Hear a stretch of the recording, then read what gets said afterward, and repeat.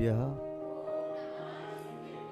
जय बोलिए त्रिकालवर्ती त्रैलोक पूज्य विश्वाराध्य पंच परमिष्टि भगवान की, अनंतानंत सिद्ध परमिष्टि भगवान की, वर्तमान जन शासन नायक श्री वर्धमान महावीर भगवान की, परम पूज्य आचार्य भगवान श्री कुंद कुंद स्वामी मुनि महाराज की, परम पूज्य सिद्धांत चक्रवर्ती आचार्य गुरुदेव श्री विद्यानंद जी मुनि महाराज की, विश्व कल्याण कारक अहिंसा प्रदान श्रीमद विश्व धर्म की,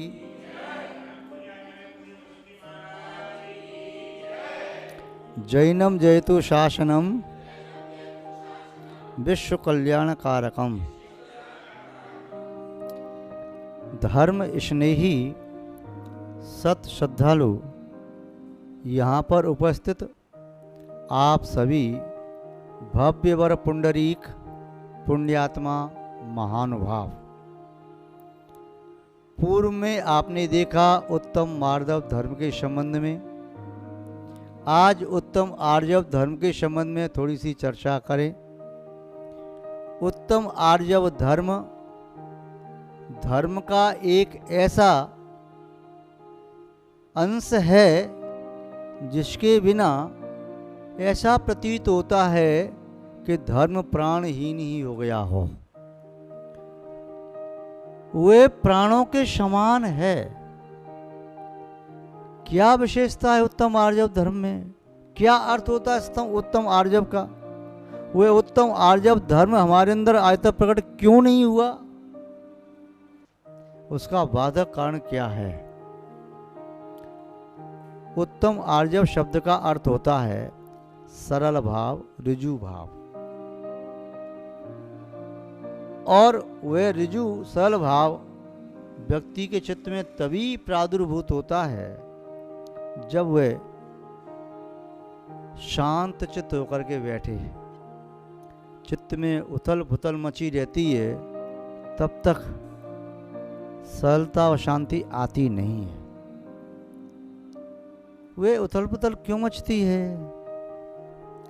उथल पुथल मचाने वाली होती है मायाचारी, छल कपट। जिस व्यक्ति के चित्त में कोई भी छल कपट है, वह व्यक्ति शांति से बैठ नहीं सकता। वह संकित रहता है, भयभीत होता है, वह अपने आप को छुपाना चाहता है। छल का बल संसार का सबसे निर्बल बल है। जो व्यक्ति छल में बल मानते हैं वे अपने आप को ही छलते हैं। जिसने कभी भी किसी को भी छला है तो छाला भी उसी की आत्मा में पड़ा है। छल मत करो। छल के बल से तो निर्बल बनकर के रहना उचित है। किसी को छलो मत, ये नहीं तो छल तुम्हें दलेगा। जैसे चक्की के माध्यम से दाने दल दिए जाते हैं, वैसे छल की चक्की में पड़ा हुआ ये आत्मा भी दल दिया जाता है। कुछ नहीं, संसारी प्राणी हैं, गलतियां होती हैं, अपराध होते हैं, कसूर हुआ, गुनाह हुआ, कोई भी हुआ, किंतु आप उसे छुपाओ मत। जब कोई व्यक्ति अपने पाप को, दोष को, अपराध को प्रकट कर देता है तो वह पाप, अपराध, गुनाह शनै शनै नष्ट हो जाता है, कपूर की तरह से उड़ जाता है। जब कोई व्यक्ति अपने पुण्य कृत्य को दिखाता है, सबको प्रस्तुत करता है, प्रशंसा का वह पिपासु हो जाता है, उसके कर्ण अपनी प्रशंसा सुनने के लिए बड़े आतुर होते हैं, प्यासे चातक की तरह से, तब वह अपने पुण्य को कपूर की तरह से उड़ा देता है। महानुभाव, धूप में पड़ा पड़ा तो कपड़ा भी अपना वस्त्र छोड़ देता है, रंग भी रंगहीन हो जाता है। ऐसे ही सबके सामने प्रकट किया गया पुण्य, वह पुण्य भी अपनी चमक, अपनी द्युति, अपनी कांति, अपने सत्य को खोने लगता है। और सबके सामने किया गया पाप, प्रकट किया गया पाप, स्वीकार किया गया पाप, की गई आलोचना, निंदा, गर्हा उस पाप का प्रक्षालन करने में समर्थ हो जाती है। इसीलिए ऋजु भाव धारण करना चाहिए, सर भाव धारण करना चाहिए। आप पूजा में पढ़ते ना, उत्तम आर्जव रीति बखानी रंचक दगा बहुत दुखदानी, मन में होय सो बचन उचरिए, बचन होय सो तन सो करिए, करिए सरल त्यों जोग अपने, देख निर्मल आरसी, मुख करे जैसा लखे तैसा, कपट प्रीति अंगारसी, नहीं रहे लक्ष्मी अधिक छल कर, कर्मवंद विषेकता, भय त्याग दूध बिलाव पीवे, आपदा नहीं लेखता। महान भाव, कितनी अच्छी सुंदर पंक्तियां लिखी हैं। उत्तम आर्जव रीति बखानी, संसार में सबसे अच्छी कोई रीति है तो वह सरलता की रीति है, सहजता की रीति है। लोग कहते हैं महाराज जी हमारे घर की ऐसी रीति परंपरा है, हम तो ऐसा ही करेंगे। अपने घर की रीति परंपरा बनाना है तो सरलता सहजता को बनाओ, विनम्रता को बनाओ, क्षमाशीलता को बनाओ, पवित्रता को बनाओ, सत्यता को बनाओ, स्वच्छता को बनाओ, संयम को बनाओ, त्याग आखंचन को बनाओ, उदारता को बनाओ, समता भाव को बनाओ, संतोषी प्रवृत्ति को बनाओ। इनको अपने घर की परिवार की रीतियां बनाओ।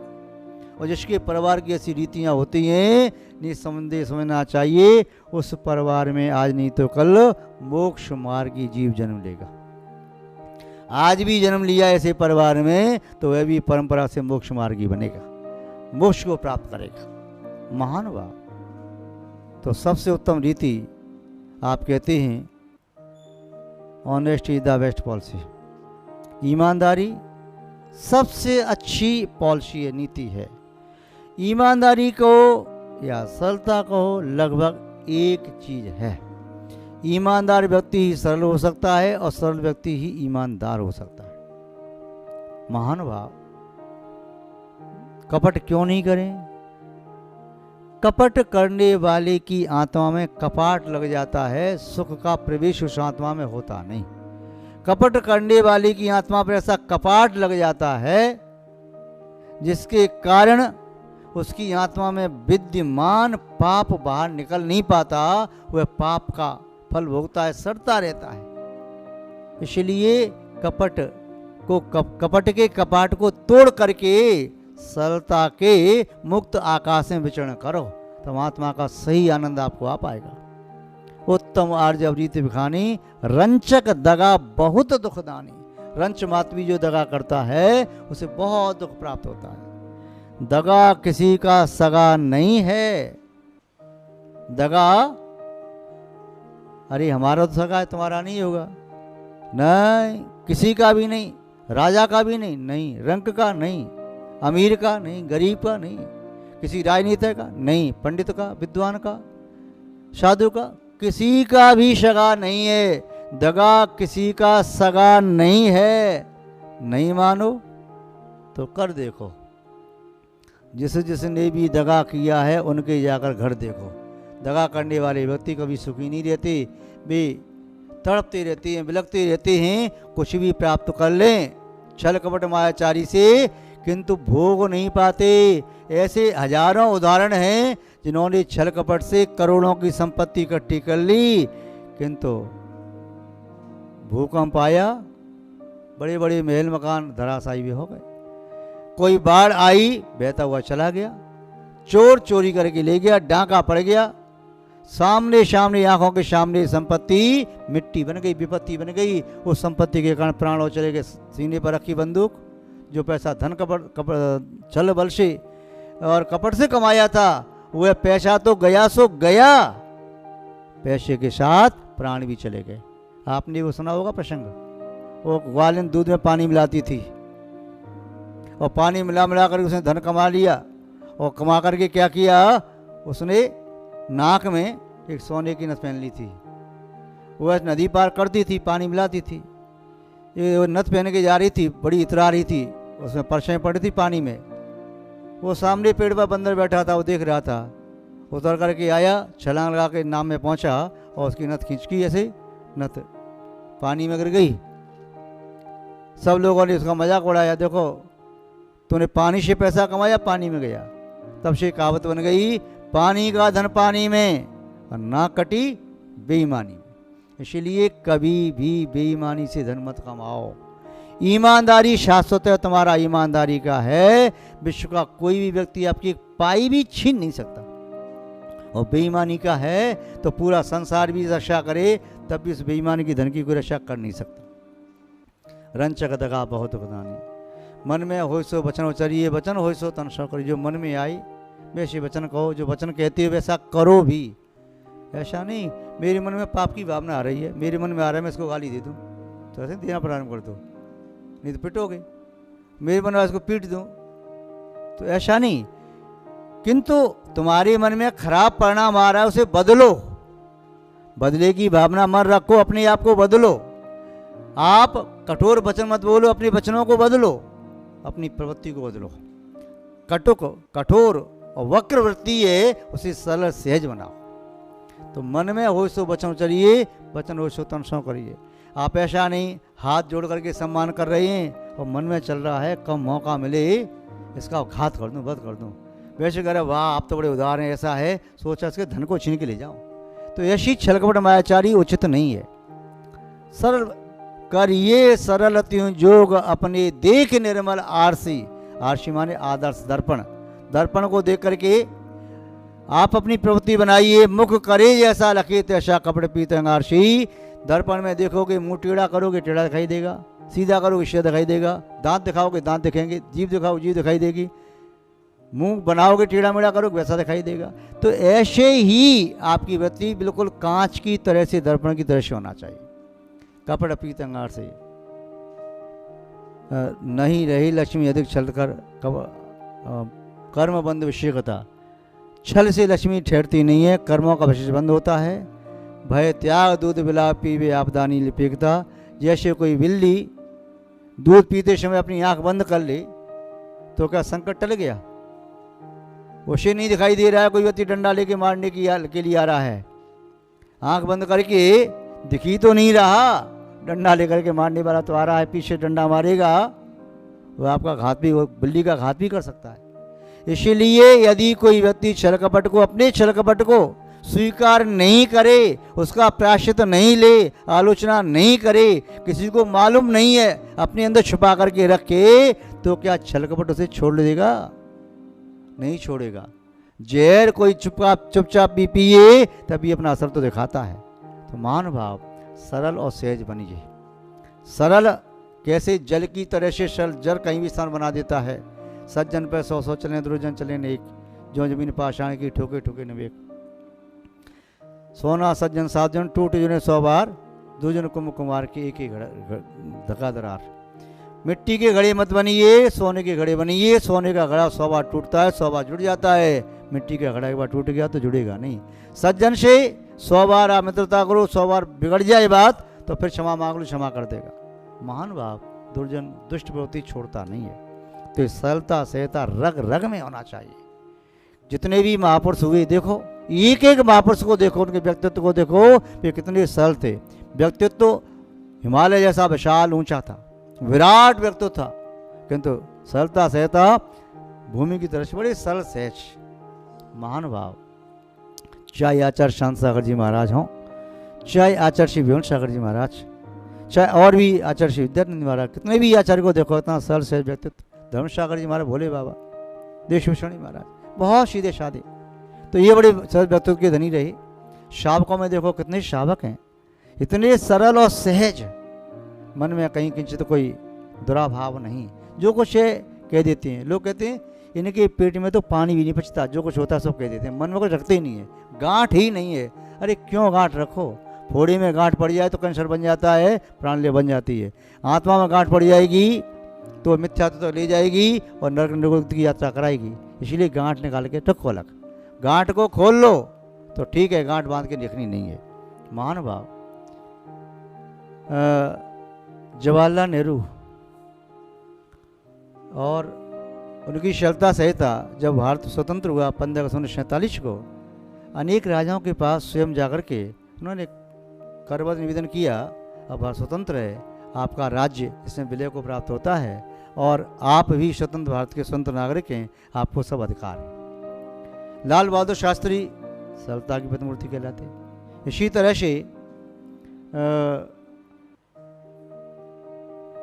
डॉक्टर राजेंद्र प्रसाद जी, उनकी सरलता सहता। जब एक बार डॉक्टर राजेंद्र प्रसाद जी जवाहरलाल नेहरू के मिलने के लिए गए तो उस समय मोतीलाल नेहरू जी से मिलने के लिए गए तो उन्होंने मोतीलाल नेहरू ने अपने प्यून को कह नहीं पाया कि आज मुझसे मिलने के लिए डॉक्टर राजेंद्र प्रसाद जी आ रहे हैं। और वह आना था जिस गाड़ी से, वो लेट हो गई। शाम को 6-7 बजे तक आना था, वो नहीं आ पाए। रात के 10-11-12 बजे तक आ पाए। वो आए, नियत स्थान पर पते पर पहुँचे। प्यून से कहा कि मुझे मोतीलाल नेहरू से मिलना है और मुझे अर्जेंट काम में लेट हो गया। तो उन्होंने कहा मैं अब दरवाज़ा नहीं खोल सकता। ठीक है, कोई बात नहीं, मैं प्रातःकाल मिल लूँगा। और वहीं बाहर पड़ी थी एक टेबल या तख्त पड़ा था, उसके नीचे ज़मीन पर लेट करके डॉक्टर राजेंद्र प्रसाद जी ने पूरी रात व्यतीत कर ली। प्रातःकाल होने पर मोतीलाल जी से मिली, कहा हाँ। रात्रि में खांसने की आवाज़ आई तो मोतीलाल नेहरू जा कर के बाहर आए। पूछा आप? हाँ। अरे अंदर आ जाते। बोले कोई बात नहीं, आपके प्यून ने दरवाज़ा नहीं खोला। अच्छा, उनको डांटा, चलो तुझे ड्यूटी से निकाल देते हैं। उन्होंने कहा ड्यूटी से नहीं निकालना, वह आपका स्वामी भक्त है, निष्ठ है, कर्तव्यनिष्ठ है। आपकी आज्ञा के बिना दरवाज़ा कैसे खोल सकता है? और आप सो रहे थे, आपको जगाता कैसे? बोले मैं इसे कह नहीं पाया था। बोले इसकी तनख्वाह बढ़ा दो, ऐसा निष्ठ व्यक्ति मिलना मुश्किल है। तो ऐसी सरलता थी डॉक्टर राजेंद्र प्रसाद की, जो स्वतंत्र भारत के प्रथम राष्ट्रपति बने थे। महानुभाव, ऐसी सरलता सहता वाले और भी अनेक व्यक्तित्व हैं। आप में से भी कई व्यक्तित्व हैं, किंतु सबके नाम नहीं लिए जा सकते। किंतु हम चाहते हैं आप में से अनेक नहीं, आप में से प्रत्येक ऐसे सरल सहज व्यक्तित्व का धनी बने और अपनी आत्मा के सुख को प्राप्त करने में समर्थ हो। ऐसी हम भावना भाते हैं। इसी भावना के साथ शब्द श्रृंखला को विराम देते हैं। जय बोले श्री शांतनाथ भगवान की, परम पूज्य आचार्य गुरुदेव श्री विद्यानंद महाराज की, अहिंसामय विश्व धर्म की, जैनम जयतु शासनम विश्व कल्याण कारकम। नमस्ते।